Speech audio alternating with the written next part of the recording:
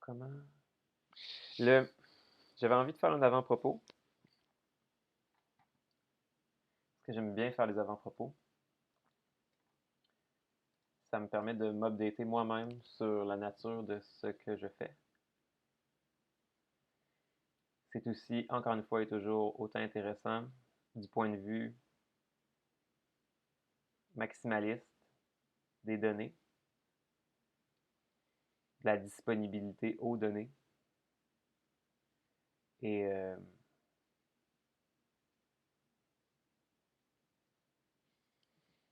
du point de vue absolument banal, du point de vue du journal, du point de vue du journal audio, de la même façon que le journal écrit, qui ne connaît pas vraiment encore sa raison.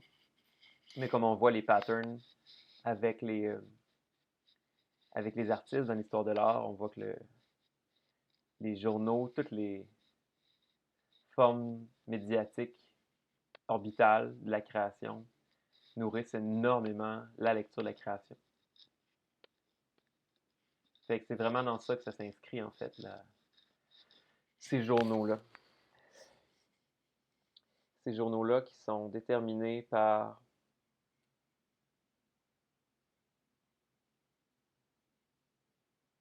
une volonté, une tentative de naïveté, une tentative d'innocence, pour breacher le seuil entre l'intime et le public.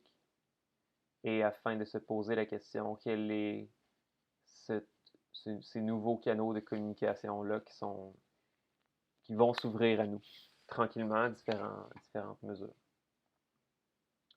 Et qu'est-ce que la parole artistique a à en dire, a à voir là-dedans?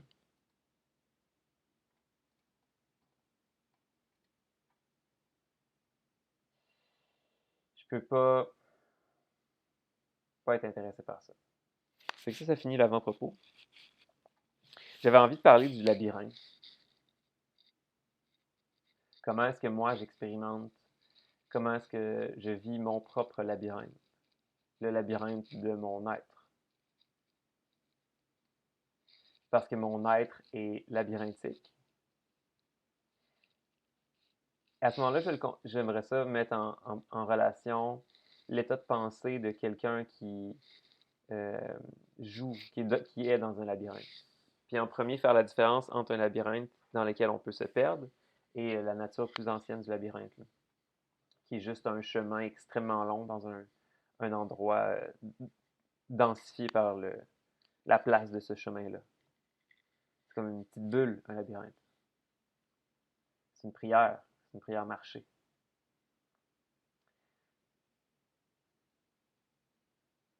Mon rapport à la communication a changé dramatiquement avec le 2020 et, et ma thérapie et tout ce que et tout ce que cette année-là représente pour tout le monde, individuellement et socialement.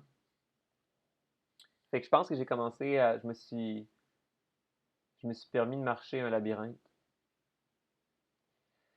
duquel je ne suis pas encore sorti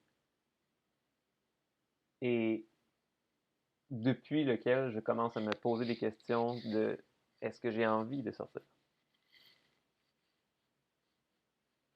Qu'est-ce qu'il y a au bout du labyrinthe? Ouais, ce serait pas plus sortir, ce serait plus si tu es dans le labyrinthe, tu peux juste faire un aller ou un retour. Ça reste quand même bien unilatéral un labyrinthe. Tu peux avancer, reculer. Mais quand tu sais plus t'es où dedans, ça veut dire que tu as peut-être perdu une notion de l'espace.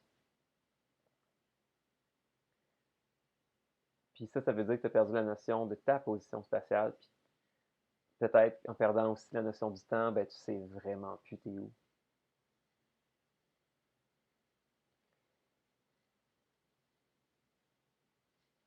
La différence, ce que moi j'engage, que je trouve intéressant, qui me met en forme de délai avec la société, avec le common people, le common talk, le small chat, ce qu'on s'attend d'une discussion, ce qu'on s'attend d'une relation d'amis, ce qu'on s'attend de l'art, ce qu'on s'attend de la création.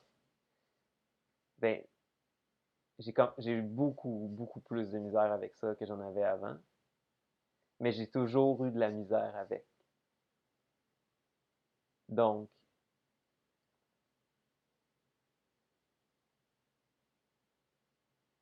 là, ce que je fais, c'est décider de ne plus avoir de misère avec, mais ça implique de ne plus le pratiquer. Puis ça, ben, j'imagine que de l'autre bord, ça s'appelle être awkward. Mais ça serait tout ça l'arrogance. C'est de montrer, c'est, c'est de se lever puis de faire, ben, en encourageant la mise en boîte de différentes pratiques sociales et existentielles, d'être soi. On pratique un tabou assez atroce. Assez atroce pour les. C'est comme ça que ça. Parce que dans ce chat, on dirait que ça s'appelle socially awkward ou des choses comme ça. Mais maintenant que je suis de mon côté puis je suis une personne très intelligente, ben je peux pas souscrire à ça. C'est ce qui veut dire le réitérer. Mais je peux pas non plus le laisser là. Faut que je l'attaque. Faut que je l'attaque parce que il y a eu une chance, il y a eu un profil. J'ai cette sensation-là qu'il y a une façon, il y a, il y aurait pu y avoir une façon, mais peut-être qu'il y a eu une façon de vivre ma vie, puis que cette chose-là me retienne puis m'empêche de partir. Puis là, parce que je sais que je suis parti, là je la regarde, puis je la regarde comme cette chose-là qu'elle est, cette chose-là qui est signifiée, qui est enchevêtrée avec le sentiment québécois. Présent, là. Pas le sentiment québécois centenaire ou l'affaire. Il y a quelque chose de très actuel dans la crise sociale québécoise. Hein? Il y a une crise sociale québécoise, en premier. Mais ça, je pense que tout le monde est au courant. C'est juste, tout le monde est au courant, oui. Mais personne fait grand-chose, puis personne parle beaucoup. Beaucoup de silence. Beaucoup de, beaucoup de silence de la part des arts. Ça, c'est sûr que oui, mais les arts ont. Le milieu des arts n'a plus mon respect. C'est mon milieu. Fait que je suis vraiment intéressé à ce qu'il revienne avec mon respect.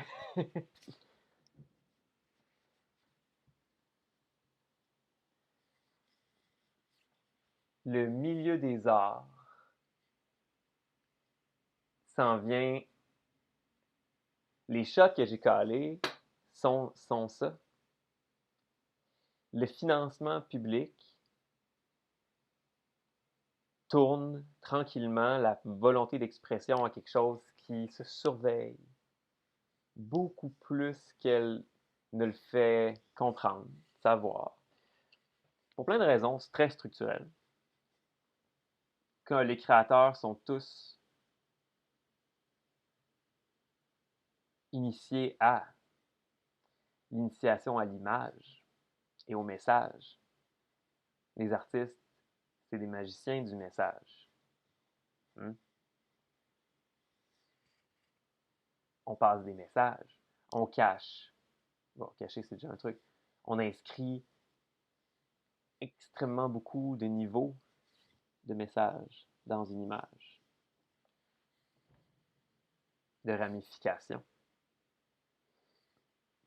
C'est piégé, une image. Hein? Je ne sais pas si vous saviez. L'art compétent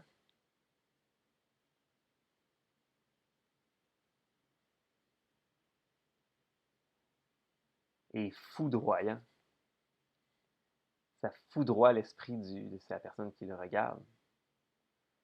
C'est extrêmement puissant, l'art. C'est sans doute, dans un monde sans guerre, c'est un autre terrain de bataille.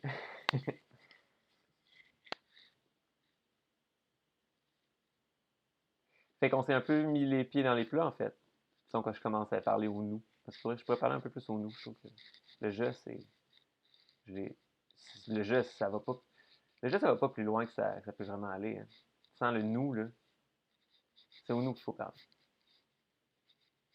Ben, on s'est mis des pieds dans les plats. C'était cool, le financement public, de la manière qui était faite après les référendums, parce qu'on avait besoin de protéger quelque chose. Coûte que coûte. Puis là, ben, c'est le temps qu'on arrête de protéger. C'est le temps de se battre un peu. Puis, je pense que c'est une mauvaise façon de partir à bataille si, avant ça, il faut demander à maman de nous encourager pendant 1 an encore pour qu'on aille se battre sur la scène internationale. Ou il faudrait que maman elle change son langage, qu'elle comprenne qu'on se bat. Tu sais, c'est Internet, hein? Moi, mes affaires sont vues par des Coréens du Sud. Je passe un message aux Coréens du Sud, par exemple. Ou, je sais pas, des Russes ou n'importe où. Il y a un terrain de bataille. Les gens qui sont très impliqués le savent, puis c'est ça qui est le fun, parce que c'est ça le jeu, tu sais. La représentation d'épée en tout cas, à mon sens à moi, là, qui consomme juste des images sur Internet depuis que j'étais adulte, tout le temps. La représentation de chevalier et d'épée a grimpé en flèche. Puis il y a sans doute plein de bonnes façons de lire ça, mais de ma façon, à moi qui aime ça, en faire des images, puis a pris goût à faire des effets tout, c'est parce qu'on vit une guerre intérieure. Puis on s'invente des armes spirituelles pour se battre dans la grande guerre spirituelle culturelle, la culture mondiale.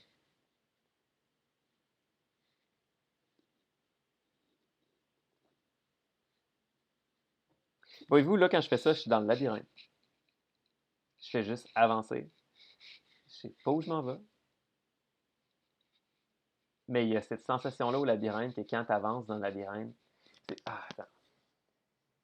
Un labyrinthe, quand tu avances dedans, c'est automatiquement une sensation de gratification. C'est ça l'aspect de la prière à cette chose-là, c'est que un labyrinthe, ça se marche, puis si tu ne marches pas, il avance pas. Puis quand tu n'avances pas dans un labyrinthe, ben, c'est automatiquement une prison. C'est drôle, hein? C'est comme une espèce de paradoxe du dynamisme. Tu sais quand même toujours pas t'es où, mais juste parce que tu avances, il y a comme une espèce de principe là, qui s'active. Hmm.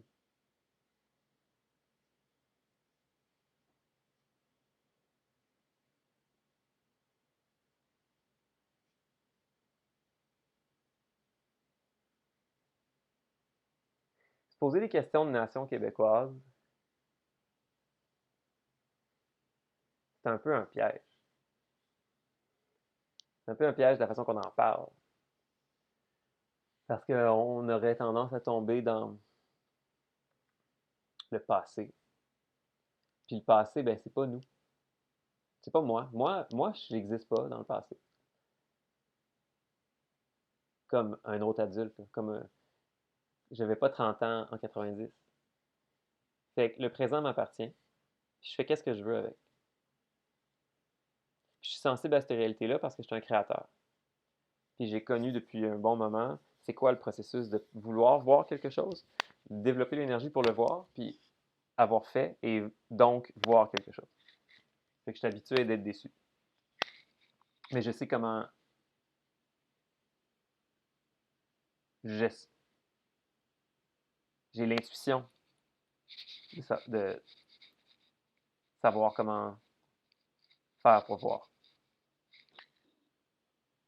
Tous les métiers ont ça d'une certaine façon aussi. Hein. C'est comme projection, réalisation dans le monde. Mais la création, ce qu'elle a, qu'aucun autre a, c'est la capacité de représenter ce qui ne peut pas se justifier. Ça a quelque chose à voir avec la futilité.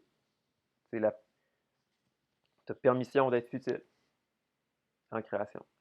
Puis il n'y a pas beaucoup d'autres endroits qu'il y a ça. Même dans un hobby,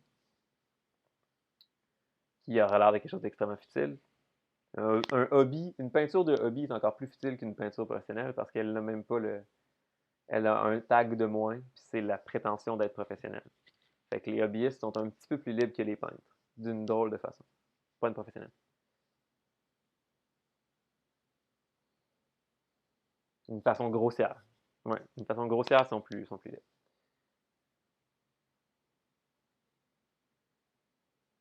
La futilité.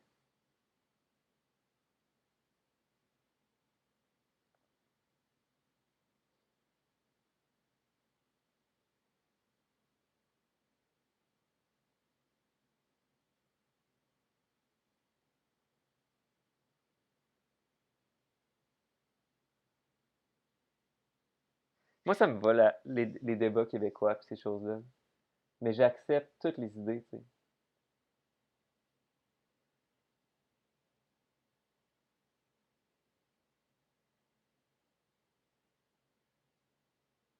Puis j'accepte tous les temps aussi.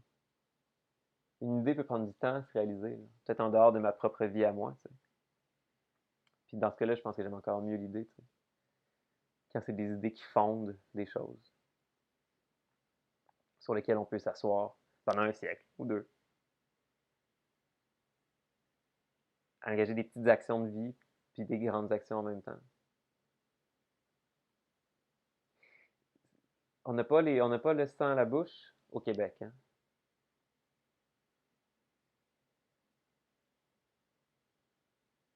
Mais pourtant, on a une fierté maladive. Mais moi, je pense que c'est parce qu'on est capable de se battre, mais on se battra pas physiquement.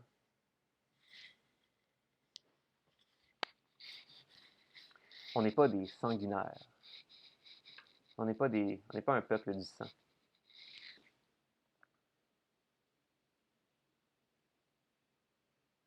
On est un peuple de l'eau.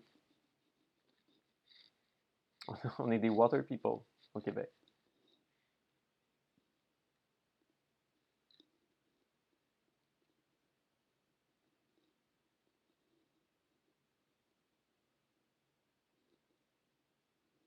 C'est pour ça qu'on devrait cultiver le feu.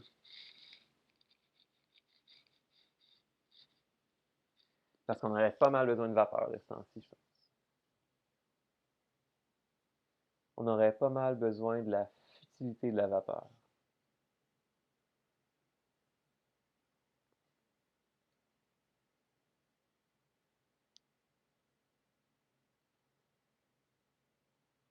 Quand je pense à vapeur, je pense à nuages aussi, hein. Je pense à toutes les formes de l'eau qui sont en gouttelettes, dans l'air, trop légères pour s'agglomérer.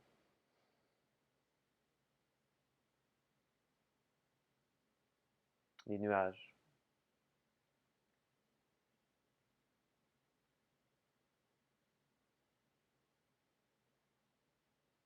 Les nuages, c'est quand même la plus grosse structure visible. Ah ben non, parce que le soleil est plus gros, mais comme la plus grosse dans ton champ de vision que tu peux voir depuis le sol, depuis un état, disons, default, là. Vanilla human. En tout cas, plus grosse dans ton champ de vision, reste intouchable. C'est ça. Parce qu'un arbre, ça va te voler ton champ de vision, mais tu peux bien le couper. Ou couper, ou... Vous comprenez, il y a une différence, là.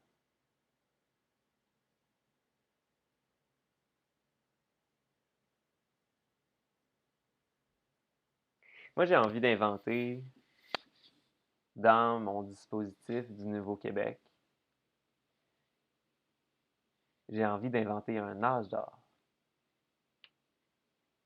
J'ai envie d'inventer la permission de jouer à un niveau,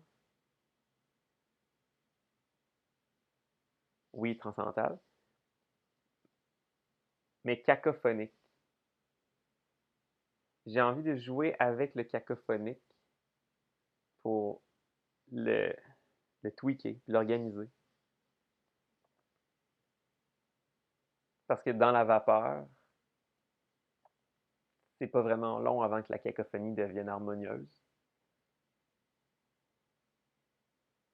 Puis qu'on soit capable de projeter une extrêmement définie finesse de la pensée, finesse de la vision, futilité de l'ornement.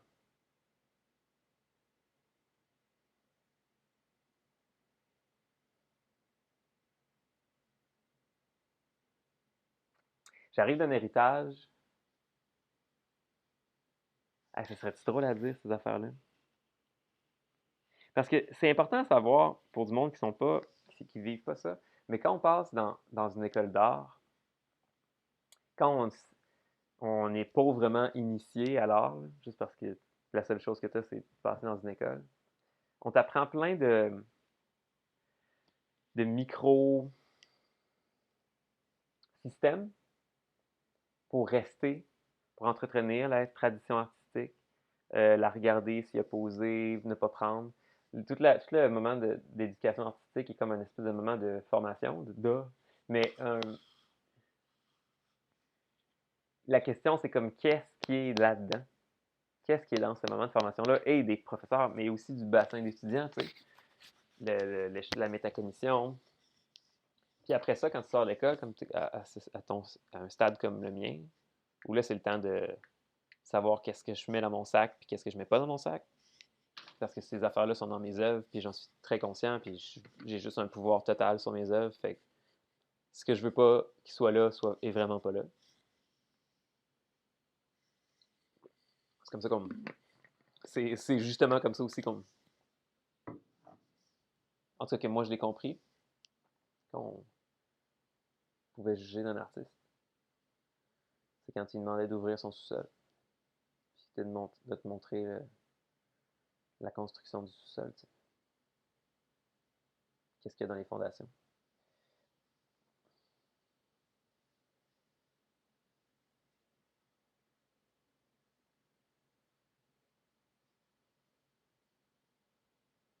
Puis tu sais, j'imagine que mon antagonisation,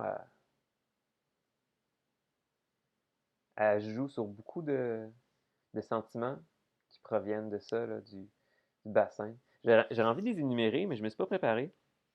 Combien de temps ça? 22 minutes. Ah, je m'en fous. Je me suis pas préparé, mais je pourrais starter cette pensée-là puis la récupérer plus tard. Un premier qui m'a toujours touché, que j'ai jamais, que j'ai activement essayé de le combattre, là, c'est d'arrêter l'œuvre avant la complétude. D'être satisfait de peu. Les gens, ça c'est vraiment encouragé par les gens. C'est quelqu'un passe puis il dit ah c'est beau ce coin-là dans un tableau qui est pas fini, une œuvre ouverte. C'est beau ce coin-là, ça fait ça, ça fait ça. T'sais. La personne elle a vécu une expérience visuelle, mais elle te l'a signalé. T'sais. Il y a un échange d'informations plus profond que juste quelqu'un qui dit j'aime, j'aime. Il y a quelqu'un qui dit j'aime ça là. Cette situation graphique-là m'a apporté quelque chose. Puis elle te le signale parce qu'elle veut t'informer que si tu répètes cette information-là, ça va sans doute, pas sans doute, c'est ça, le but, c'est ça va activer encore son truc. Fait que c'est pratiquement comme on dit, c'est pratiquement comme une notification. Fait que ça peut-être que ça active un système dopaminergique aussi.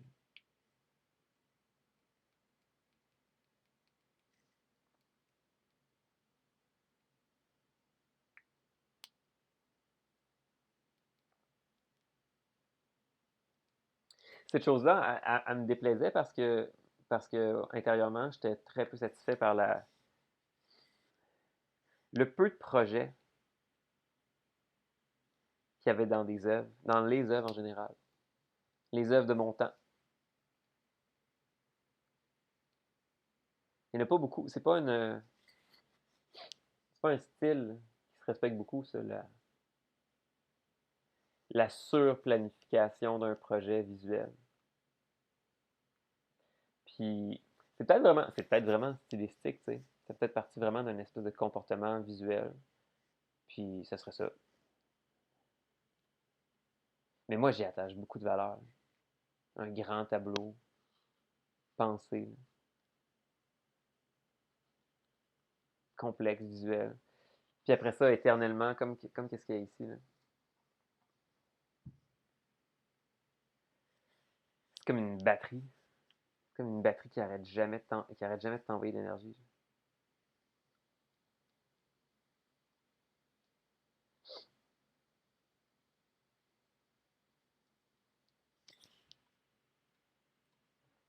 Oh, je commence à fatiguer. C'est un peu incohérent, ça. Mais c'est pas grave. Bye.